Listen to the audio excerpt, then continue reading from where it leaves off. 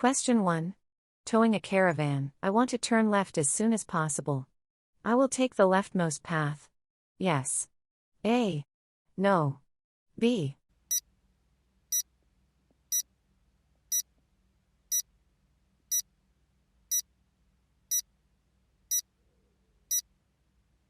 I am towing a caravan and the one-way roadway will have more than 2 lanes after the light. But, the obligation to use one of the 2 right lanes does not apply for a change of direction. Intending to turn left, I will take the leftmost lane, from the beginning. Question 2.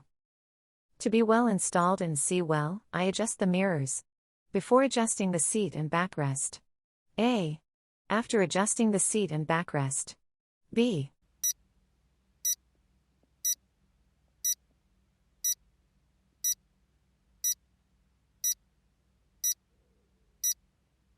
The mirrors are adjusted according to the installation. Therefore, to be well installed and see well, I adjust them after the seat and backrest. Question 3. In high heat, to delay the effects of fatigue, it is recommended to hydrate regularly with fresh water. A. Ice water. B. A sweet drink.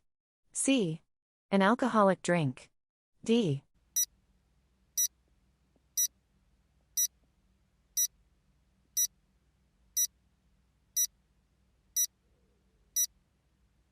When it's very hot, fatigue sets in more quickly and the risk of falling asleep while driving increases.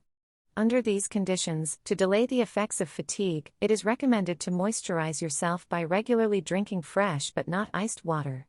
To quench your thirst, nothing is better than water. A sugary drink would be less effective because the need for water would be greater and an alcoholic beverage would not fill the water deficit. On the contrary, alcohol dehydrates. Question 4. The reaction time ends when the driver. Analyze this situation. A. Makes his decision. B. Acts on the vehicle's controls. C.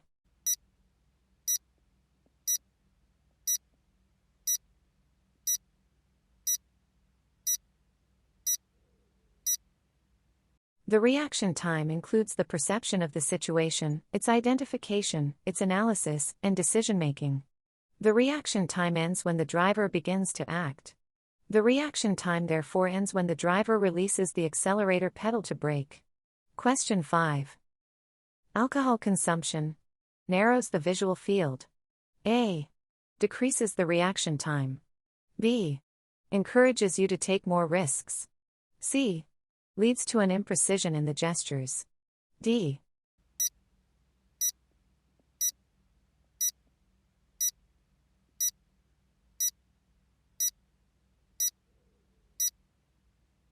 Alcohol consumption does not lead to a decrease, but to an increase in the reaction time, as well as an imprecision in the gestures and a narrowing of the visual field. The driver then sees less well on the sides. Alcohol gives him excessive self-confidence, encouraging him to take more risks while his abilities are greatly reduced. Question 6. I can control the oil level. With cold engine. A. With hot engine. B. On a sloping ground. C.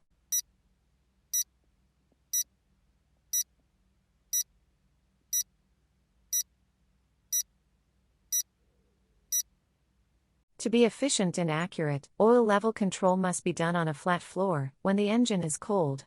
Before proceeding with this check, I wipe the gauge with a clean cloth and push it completely into its location. Question 7.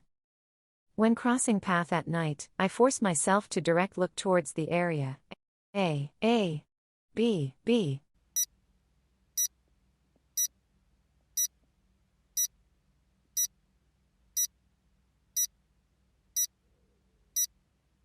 At night, looking directly at the vehicle lights in front causes visual fatigue. To see clearly, without being dazzled, I look into Zone B, that is, far ahead of me and the right edge of the roadway.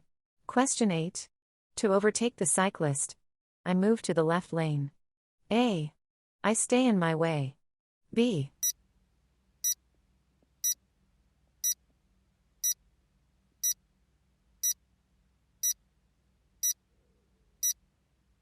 To predict a possible deviation on the part of the cyclist, I pass him by leaving a lateral space of at least 1 meter.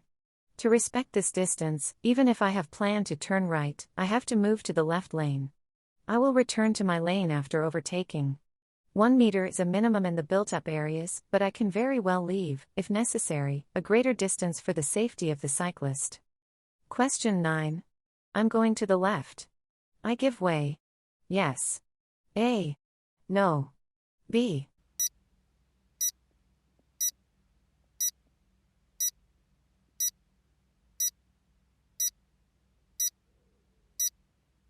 The octagonal-shaped signal seen from the behind informs me that the blue car that comes from the right meets a stop. So I don't give way to him. However, I remain attentive to the behavior of his driver because, in the absence of a line, he may not have seen the sign. Question 10. I'm crossing the continuous line to overtake. A. I'm stopping. B.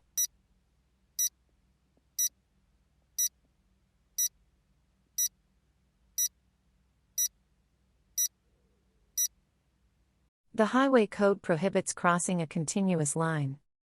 But, there are particular circumstances where this maneuver is unavoidable. This is the case here, since the truck is stopped to load a vehicle. Rather than waiting indefinitely, at the risk of creating a traffic jam, I cross the continuous line to pass this stopped vehicle.